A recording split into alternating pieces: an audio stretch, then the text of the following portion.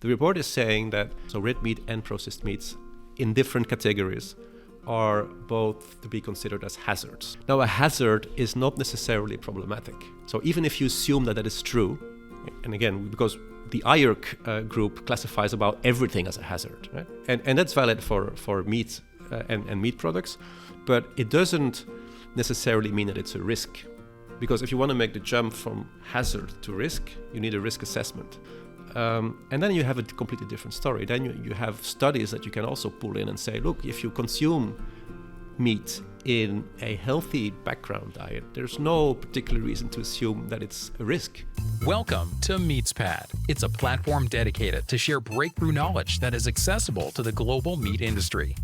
On each episode, you'll have the opportunity to listen and learn from meat specialists and professionals about the whole meat industry.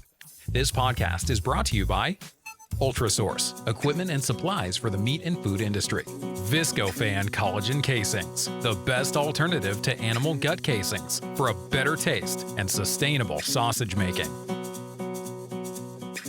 Hello, me folks. Welcome back to the MeatsPad podcast. Today, I'm honored to sit down with the keynote speaker from today, Frédéric Leroy, or Frédéric Leroy in French. He's coming all the way from Europe, and it was a fantastic talk this morning. Welcome and happy to have you here on MeatsPad.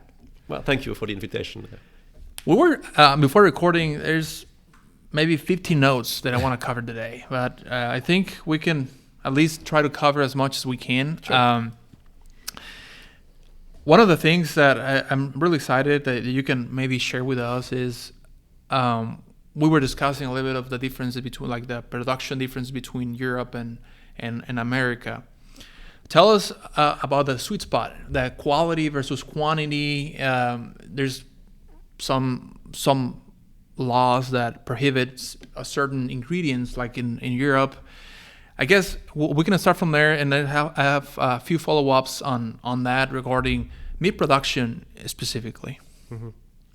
Yeah, so so if we look at what we're facing nowadays, that's a number of challenges. Essentially, we're facing a public health crisis. Okay, we're facing an environmental crisis, and we're also facing a crisis that has to do with cultural shifts in the way that human-animal relationships are being judged and valued, right? So there's an increased demand for higher animal welfare and different kind of interactions between humans and animals.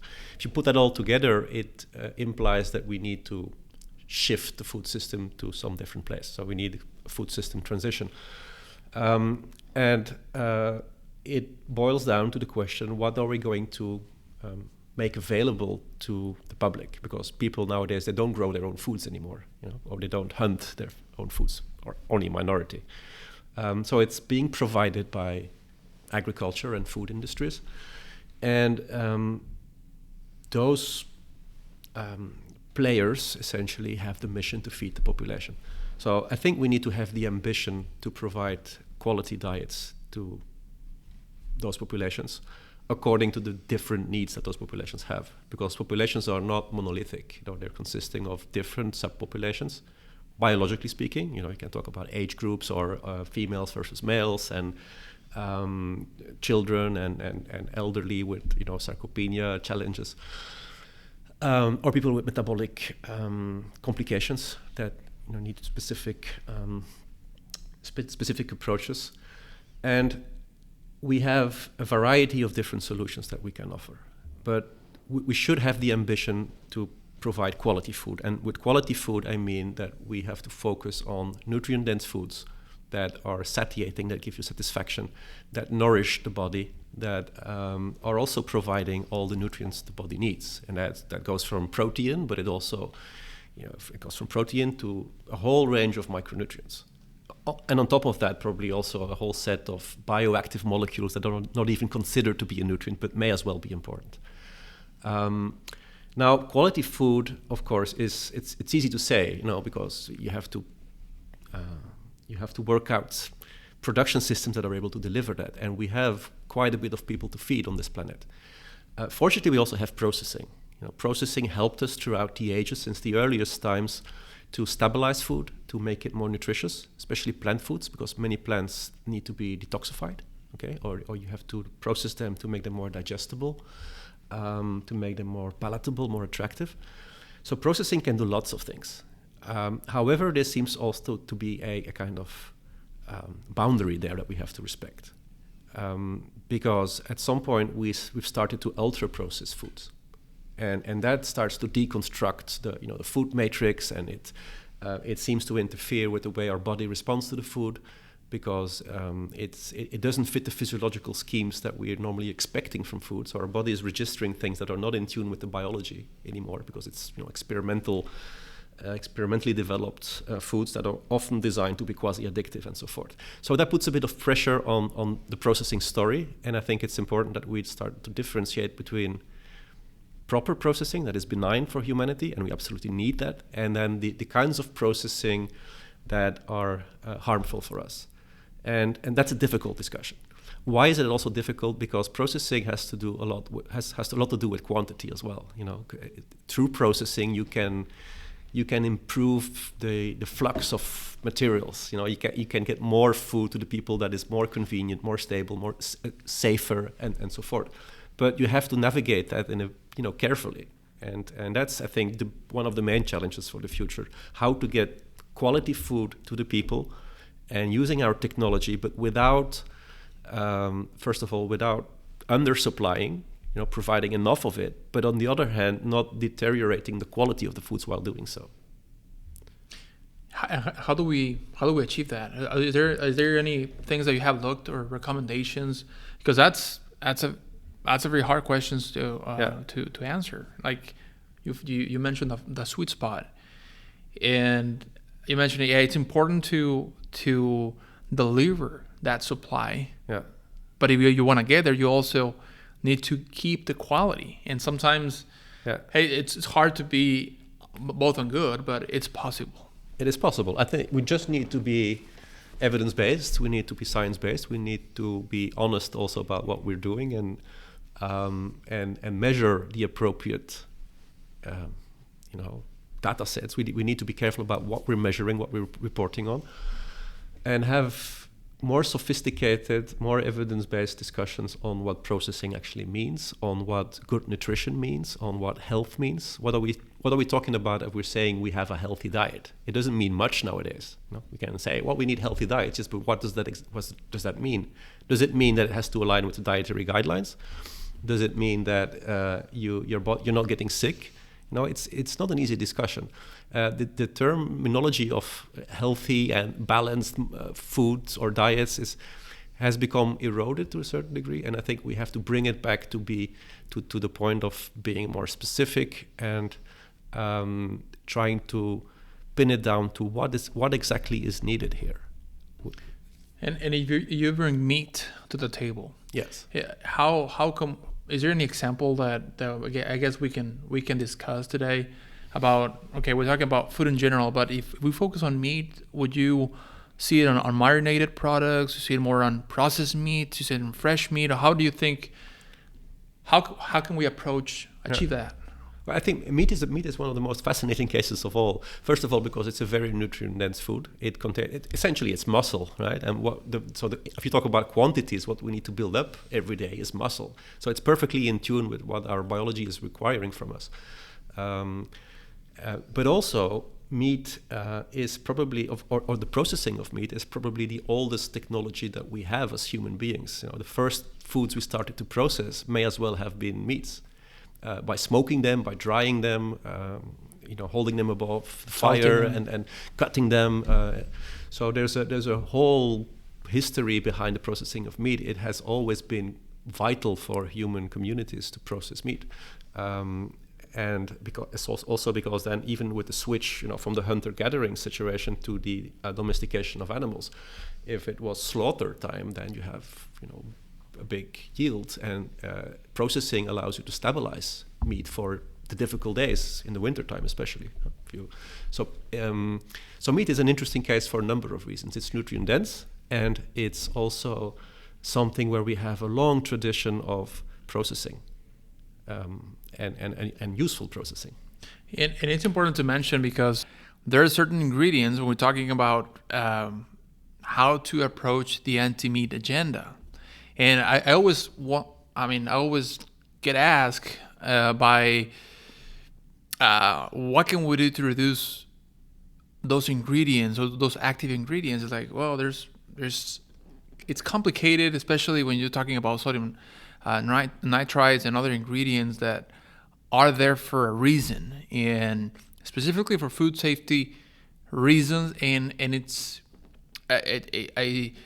hard to see those go away. But I think it mainly important because of what we're talking also about this 2015 paper that, I mean, just generally speaking, a lot of people misquote that and saying that red meat and processed meats, they cause cancer.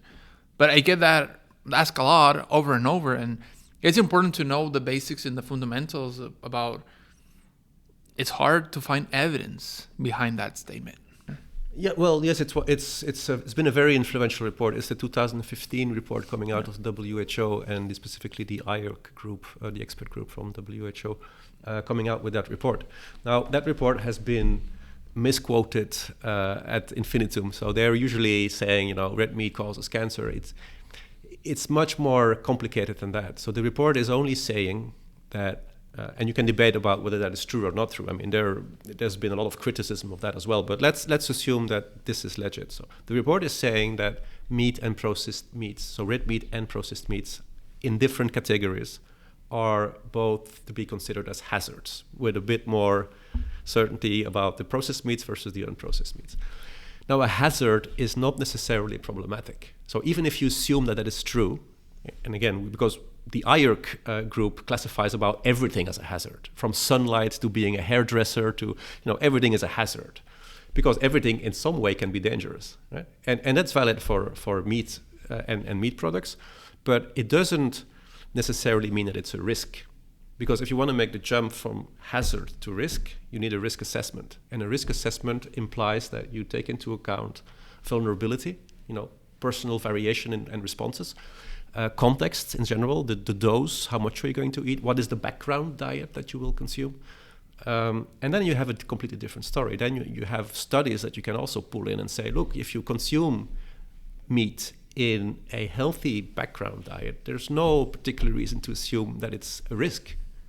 So you have a couple of studies where they show that people that eat more red meat, unprocessed red meat, but at the same time are low consumers of fruits and vegetables, you see the classical pattern emerging, so associations with cancer.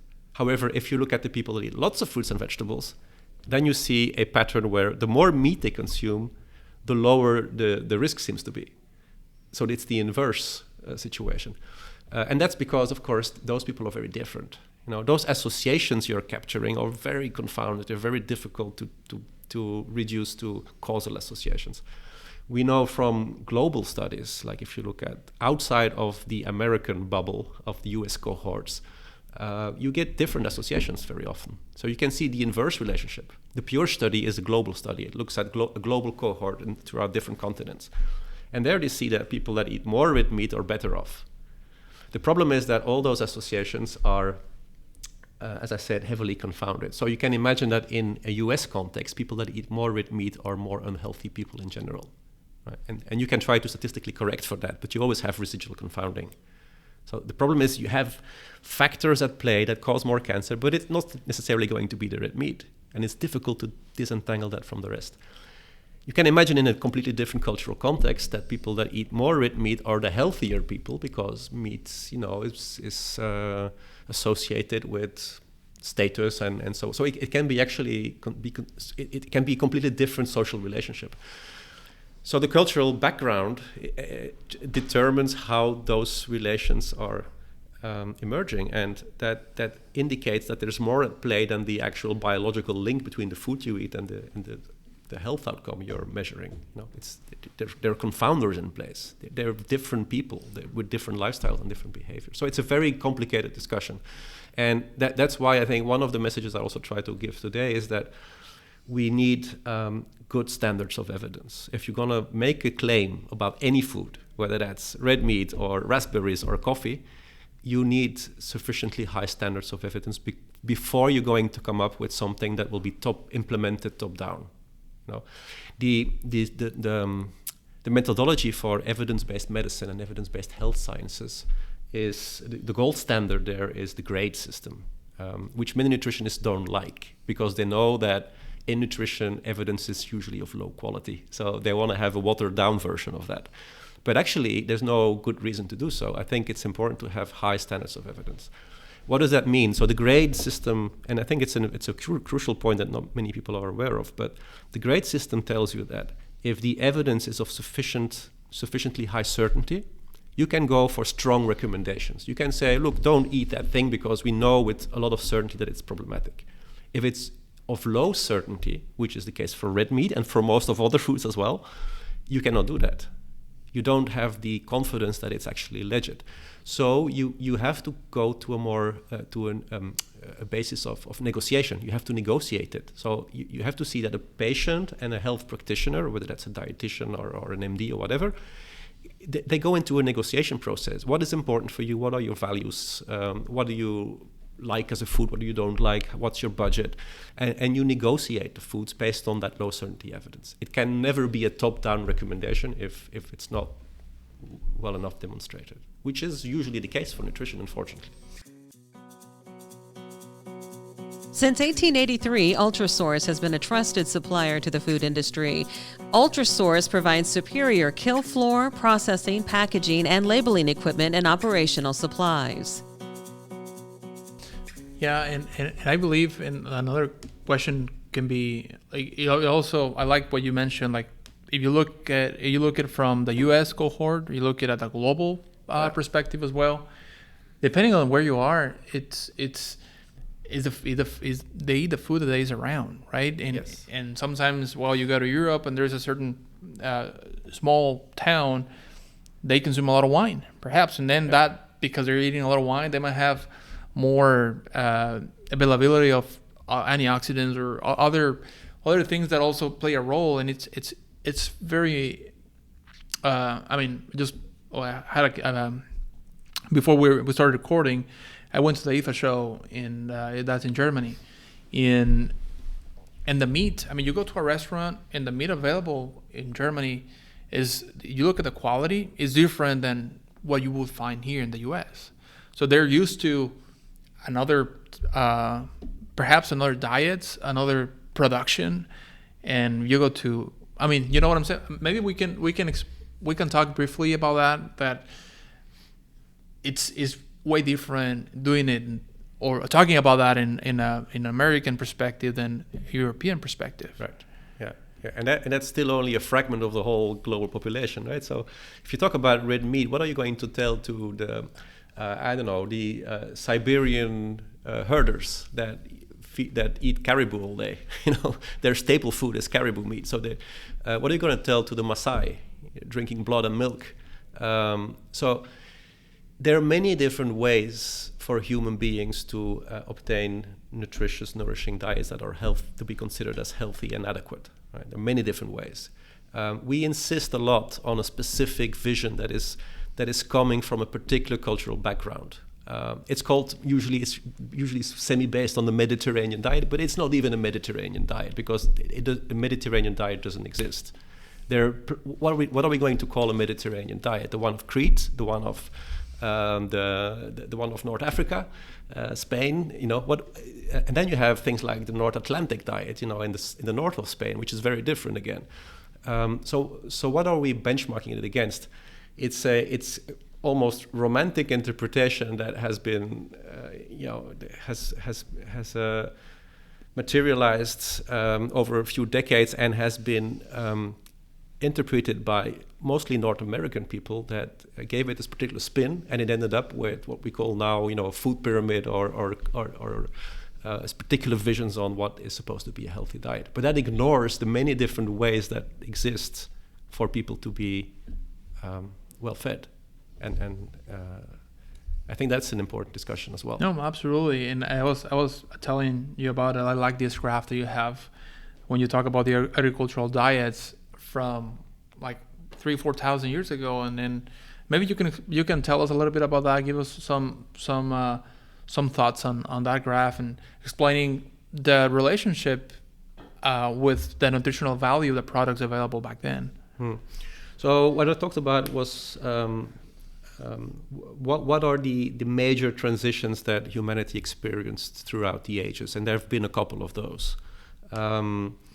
And those transitions were always the result of a crisis in a way. So there's something that's happening. Often it's climate change. So climate change, either you have a glacial period, or you have the opposite. The glaciers start melting, and then or you have availability of plants that go up and down. So all sorts of things may happen, and they put a burden on the ways, or they complicate the sourcing of food. They affect how humans relate to food, and then humans have to find new solutions, and they've always come up with new solutions. And some of the transitions were radical, right? Moving from hunter-gathering to agriculture has been a major transition.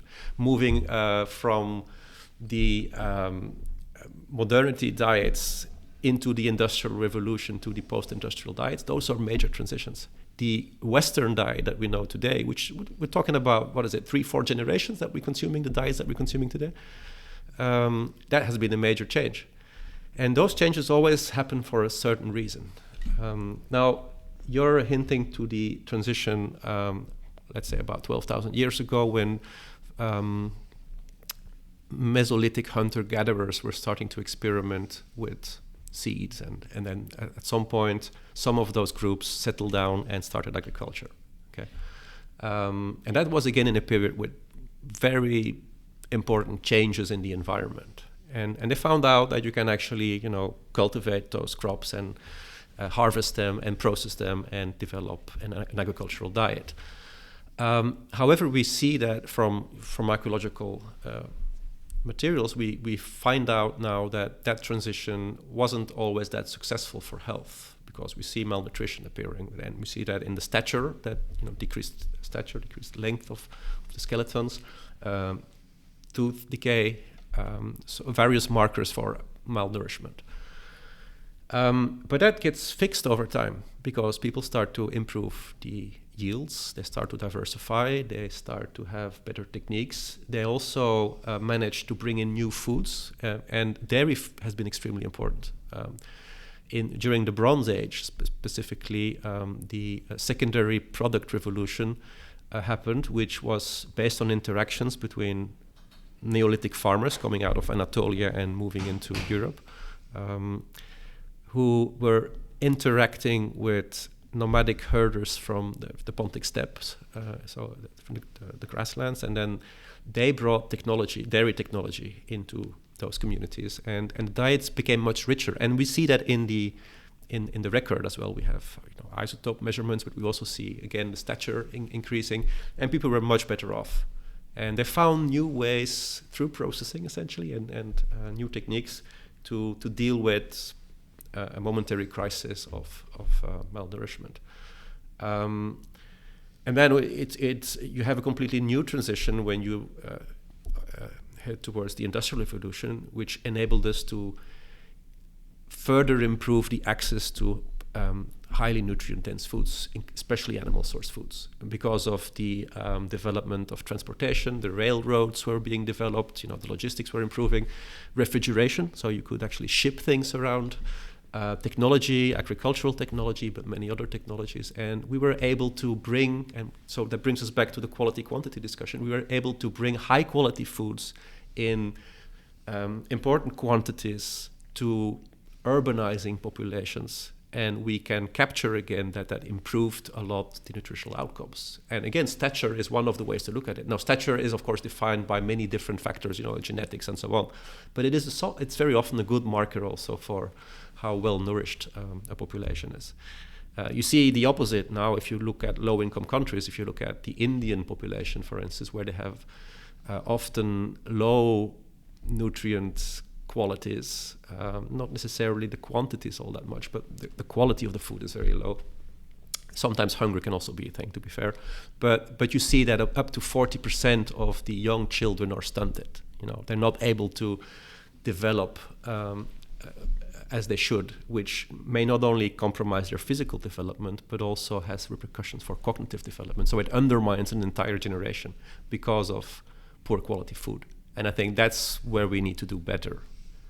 Yeah, no, and I agree. And there's specifically, I talked to somebody in Mexico sometime, maybe last year, when there's certain areas where they're only what they eat is corn or or like, I don't know, plant-based, like either beans or, and they're not the meat is not readily available to them. Yeah, it's expensive, and they live up in the mountain, and they don't have availability for that. Yeah. And you see that what you're saying, like people are shorter, and in some cases the brain development is not. There's a lot of complications in that. Yeah. But I guess it's a good start for understanding. And sometimes we don't speak about this in the podcast.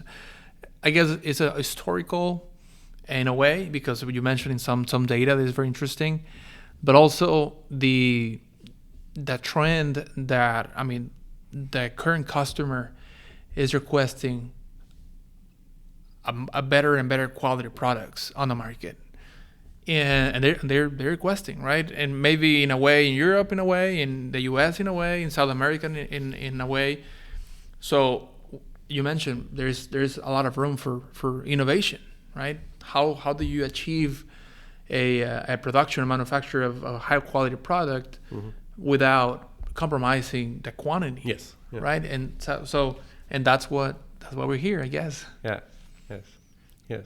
And it doesn't mean that it always has to be rocket science. In some cases there's low-hanging fruit and interventions that are feasible. If you talk about deprived populations that are in remote areas and they don't have access to nutritious foods, we have intervention studies that show that simple interventions with eggs or a little bit of meat. You don't have to turn them into carnivores either, right? So nobody is arguing for this, but a little bit, moderate amounts of meat already can do a lot.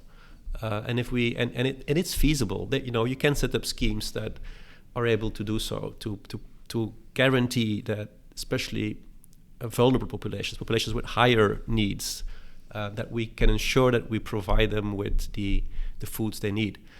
It's only like that you will ever develop, a thriving population that is able to compete on the economical front and the intellectual front. And you need to invest in that. It's the only way forward. If you're going to keep on malnourishing large parts of the global population, we're compromising the future of many nations and many regions. And the purpose should be, I think it's clear, the purpose should be that we terminate that problem. Yeah, especially when you talk about poultry, like you have the eggs, right. Yes. Perhaps pork in the future. Not even the future. Right now, you look at the prices, and it's a very nutritious food.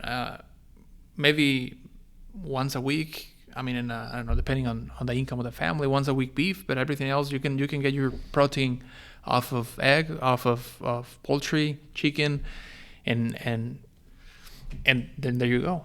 Yeah. It's been fantastic. It's been really fantastic, Frédéric. Thank you for your time. A lot of data, a lot of information. I think it was a good follow-up from this morning, and we appreciate your time and sitting down with us. Thank you. Great talking to you. Yeah, thanks a lot.